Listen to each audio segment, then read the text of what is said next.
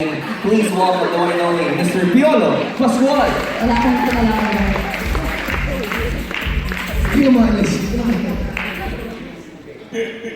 Good evening, everyone. Thanks for joining us tonight. Pasensya na kayo, may disclaimer na ako. Jet lag ako.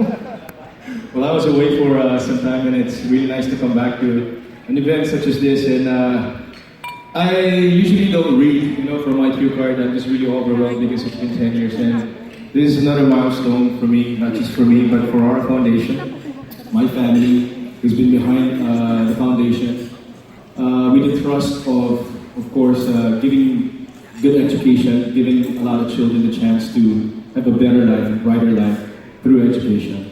So I was tasked to talk about the history of Sun Theology. Well,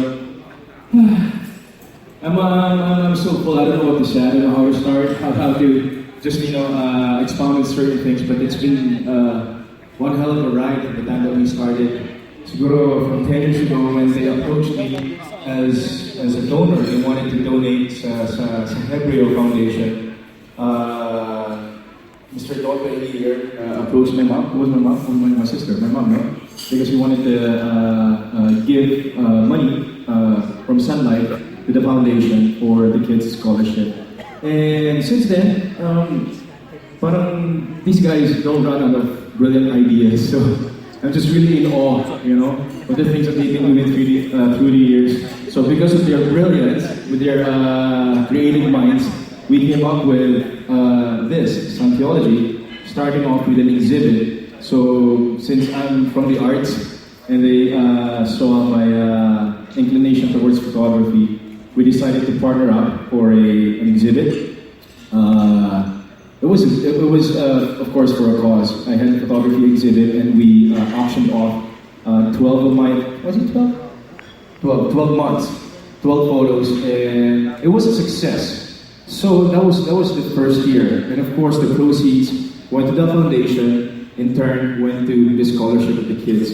Because of that, nagkaroon ng, we were able to acquire more students. I started with my high school. Just a brief background of my foundation. I was asked by my high school, if I could sponsor some kids who couldn't afford to go to school. So, and they got wind of it, and because of the first event, the Sun Theology art exhibit, photography exhibit, we were able to send more kids to school, obviously because of their help and support.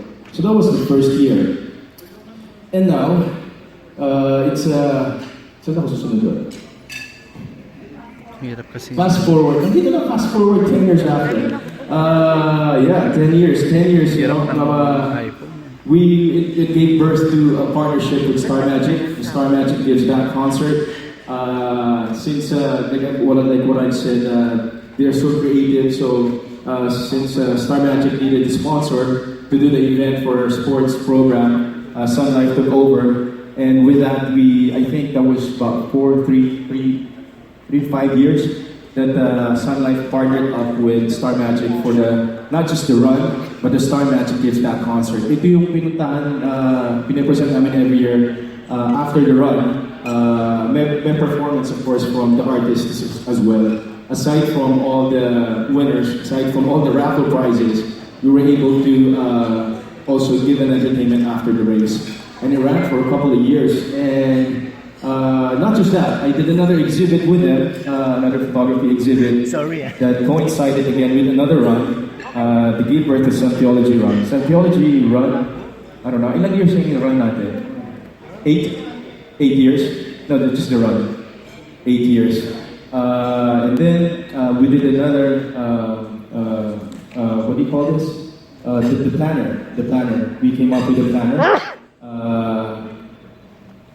And of course, all the proceeds went to the foundation as well. With the Star Magic Gives Back concert, we were able to raise more funds. Ergo, we were able to help other groups, such as the Diabetes Institution for Diabetes and the Lord of Facial Foundation, and the Star Magic Scholars as well. So with the help of our Star Magic talents, our friends from Star Magic, until now, like last year, when we kicked off with 2 events, not just the run, but the bike course, we were joined by other fellow Star Magic artists This is Jay, Gerald, and of course with another fellow ambassador, Mateo. So it's become more like not just a sporting event, but the family event. So the community has been growing steadily, and now that we are pushing for our 10th year, we have, of course, another name for this event, which we call San Theology Trio. Nakita naman natin yan, meron pang, it stands for something else. But yeah, so we're gonna kick it off with the Sunlight Cycle PH, as was mentioned before, November 17th. And then the run, which will happen on January 26th, Sunlight Resolution Run. And also on January 26th, this time around, it's not just badminton. There will be a volleyball event, then a basketball as well. Again, to be joined by our fellow Star Magic artists as well. And it's going to be streamed live over the social media pages of Sunlight.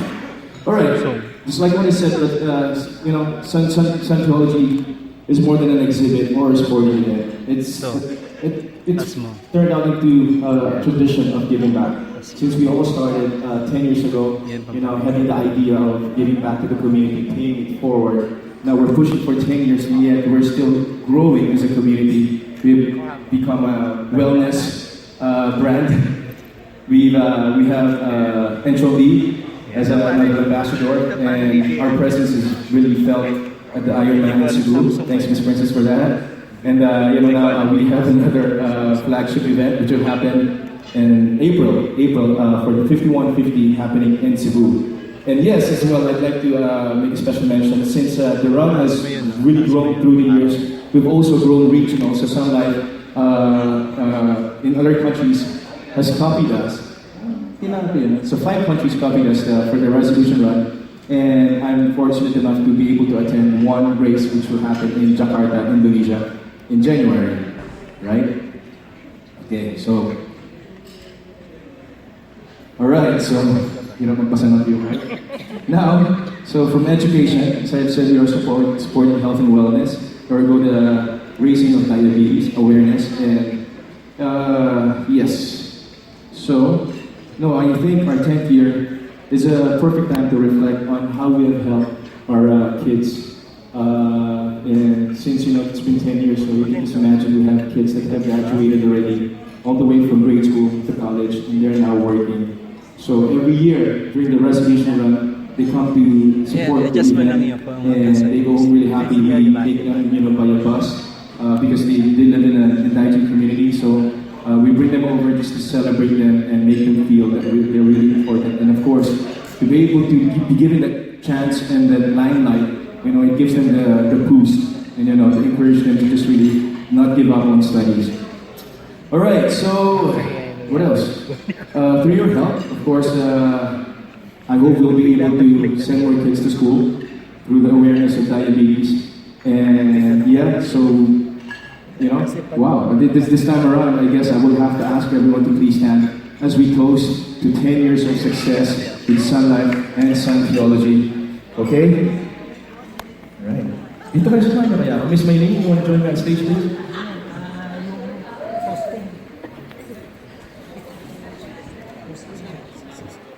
Alright, well, okay.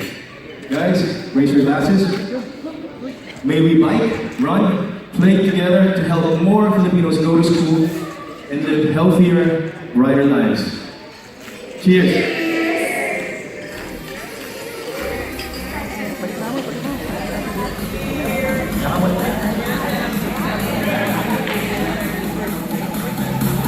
Put it together for Sun Theology and Mr. PIolo Pascual. May we invite Miss Princess Galura and Miss Cathy as well to join us for a quick photo.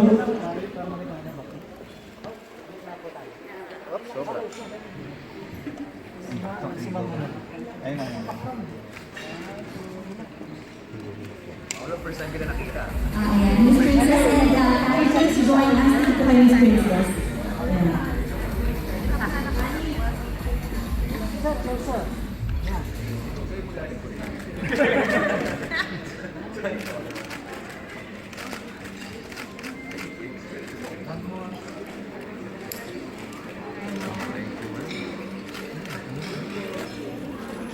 Bike, run, play, celebrate 10 years of Sun Theology. Alright, cheers everyone. and congratulations once again. 10 years of Sangyoji.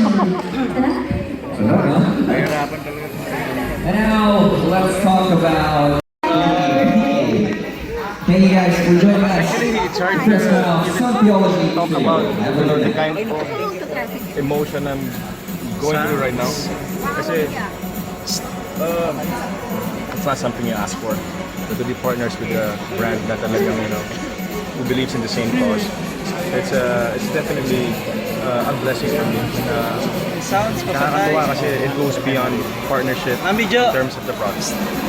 But to be able to partner up for something that you believe in, that's another thing. Because since they believe in my advocacy, mas nakakaroon ako ng kalakas ng loob, to help more people, because and use my platform to be able to use my influence and just share whatever you have. In 10 years na gagawin yung mga activities ng Santos? For now, it's just really this, the 3 events that we have, the bike, the run, and play. And then I'm also joining one of the runs happening in Asia, which is going to be in Jakarta. And yearly, I do the Ironman Cebu, but now we're doing another event, 5150 in April, same place in Cebu. Natanong na kanina, after yung sa ni RC, ano yung mga gagawin natin? Nakalinya. I'm done with soap, so Okay. I'm so happy. I was able to rest away from work for a month. Now, tomorrow I'm taping for Home Sweetie. Tuloy-tuloy pa rin siya, and then ASAP, which is also happening in Sydney.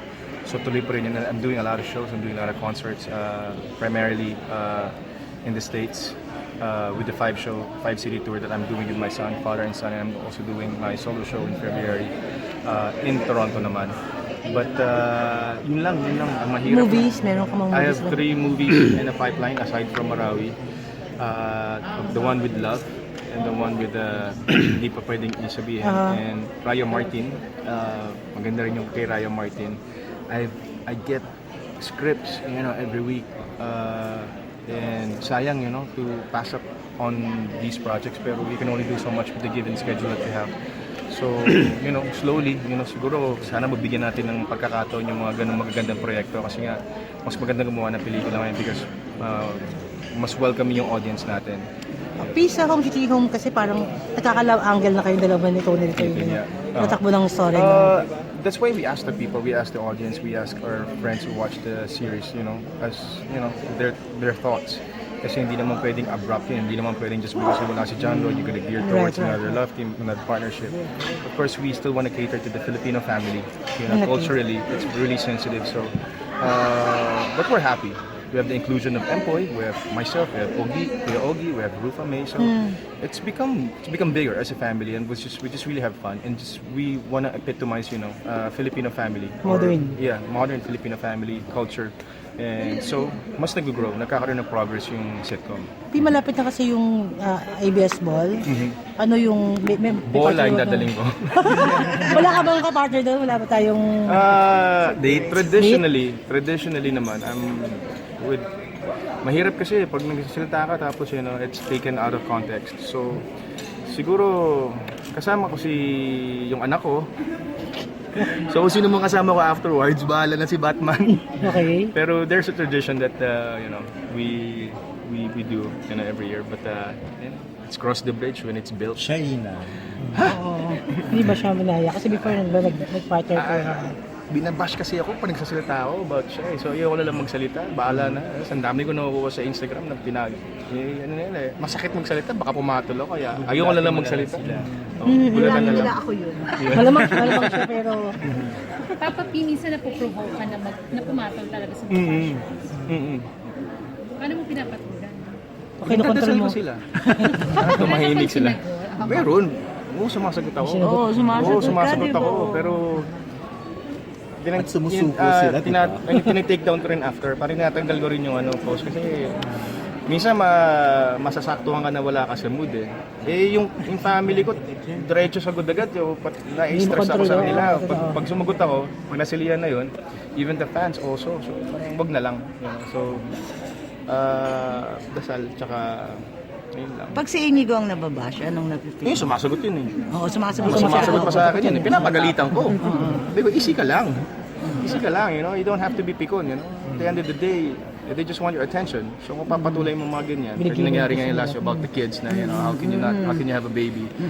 Kaya sabi ko, huwag ka na lang sumagot. Kung hindi mo kayang nangaaway laking Amerika, pero there are things, I always just tell him, choose your battles. Wag mong patulan lahat. Don't share thoughts on Twitter or Instagram or Facebook. Kung may gusto ka sabihin, sarili mo lang. Close, set of friends, para walang judgment. Ano advice mo sa kanila ni Larry? Bahala sila sa buhay nila. Malalaki na sila. Huwag lang sila maglokohan. Kung mahal nila ang isa't isa, stay in love. And commitment sa trabaho. And yun lang, huwag lang magkasama ng love talk. And always have an open relationship. Ready ka naman mag-apo kung sakali? May apo na nga ako eh. Hindi, apo na gano'n Kay siya, Nigo. Bahala siya kung gusto niya. Di wow. Hindi nga, gusto mo na bang magkaroon ka sakali? Choice naman niya yun kung gusto niya di ba? Parang sa akin. Basta ako, enjoy ako. Pwede ka nang matawag na Lolo Piolo? Hindi na Ang papi nga, hindi ako handa eh. Lolo P! Lolo Kasi nag-guest si Donabel sa Ganong Buhay kanina. Apo. Tanong ko lang, saan niya she's staying here for food? Anong ganun mo? Good. Siyempre, good for me because I get to see my son more often. So, it's good. It's good. Pero anong arrangement mo? My son naman is very, one thing I appreciate about him, he makes time for me. Even when he's busy, he makes sure na, he visits me or he sleeps with me. There's never a week na hindi kami nakita. And we check up on each other every day, day and night. So, he finds time. He finds time to, to be with me. Wala akong problema doon. Pag sabi mo parang last serye mo na yung with us. Yes. May mga clamor na pagsamahin pa rin kayo ng AC. Let's cross the bridge when it's there. But are you happy na masaya na siya sa... Siyempre naman, ba't naman hindi? Oo naman, we always want happiness for everyone, and I really wish her well, She deserves it. Nagtuloy-tuloy ba yung communication after nung dating Nagkaayos na kayo? Once in a while, I guess, once in a while. Patutuloy na ba yung Juday Piolo movie? Oo nga, It's meron not up to me. I already told Juday, whenever she's ready, so it's just there. Sana po, sana naman. Bago Pero kami meron tumanda. na bang material na pakita sa inyo? Wala pa? Maraming material. Si Tita Charo nga, may material na pinitch. Sa Sunlight Press Con kami, launch nila. May Okay. isip siya agad eh. So, a lot of nice concepts. They're just waiting in line. Sa creative differences sa mga producer and actor na nagmi-middle ka when it comes to sa creative process. Siyempre po, as a producer, you have to. That's part of the deal. And you're the one producing and shelling out money for the project. Of course, you have to decide. And you have to stick to your decision and your intention. So yun naman po yun. Kung merong hindi pagkakasunduan, pag-usapan. Sabi din Direk Cathy, bago daw siya mag-retire, ikaw dun sa gusto Siguro niya. unahan kami. Yeah, kasi lagi kami napupurnado eh. We're supposed to work already in some projects and nagkasamaan pa kami ng loob. Akala niya ayaw ko siya makatrabaho. But, we've been good friends, this last 20 years. And sana talaga magkatuloy kami one time. Papa P, last press kung masabi mo, gusto mo pa rin magkaroon ng anak. Oo naman. Yun pa rin.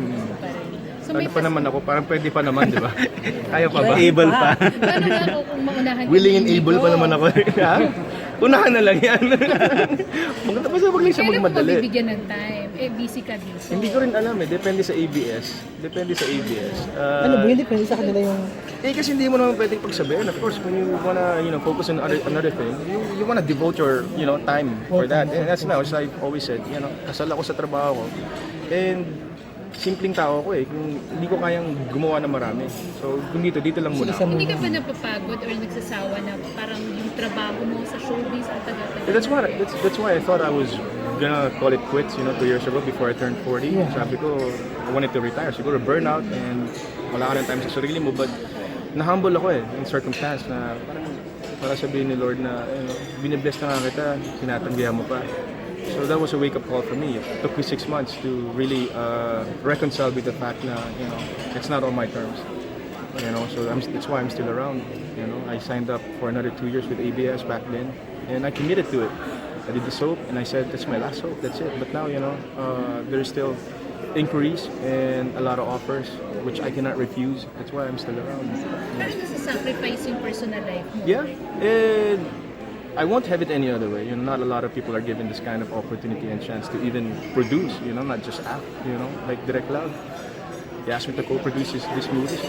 Ang daming gusto makasama siya. Alam mo yung mga ganun, gusto mo na. Sayang opportunity. Oh, marami pa eh. Hanggang meron. Tulad nito in Sun Life, you know, it's a, sabi nga dito mo, it's a rare feat to be, you know, to still be with the same brand for a decade.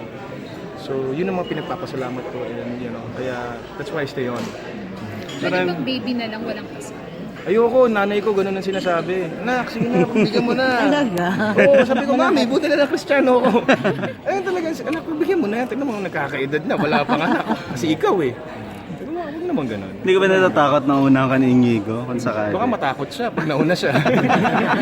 Makahirap. Alam naman natin na hanggang ngayon, yung appeal mo talaga, may mga girls ba na, yung may mga sila na yung may innocent proposal, yung mga nag-message sa'yo. Sila na nagpo-propose sa'yo.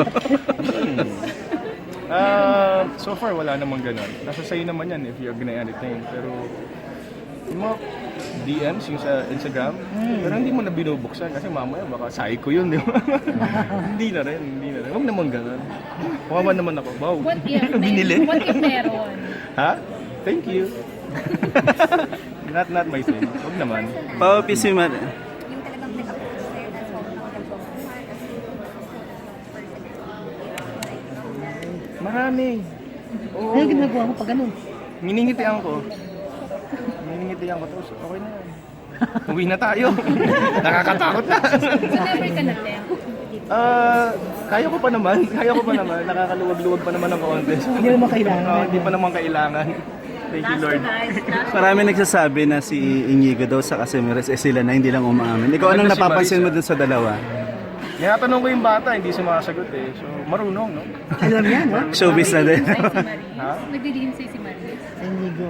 Si Inigo, hindi ko man matanong si Maris, baka sabihin, nakikialam ako sa love life nila. Wala sila, kung sila, hindi sila. Kung umamin ba sila, okay lang sa'yo? Mas magiging happy ako. You know, mas authentic, mas alam ng tao na hindi lang, you know, support. Malapit na rin yung launching movie nilang dalawa. Yes, diba? I'm Millennial. We just saw it yesterday. And sana naman. Ay, millennial. Yeah. Ano tawag sa'yo ni Maris? Papa P. Papa P din. Unfortunately, yes. Thank you very much. Thank you. Pero po nagkata, hindi ako. Thank you. I love you. I love you so much.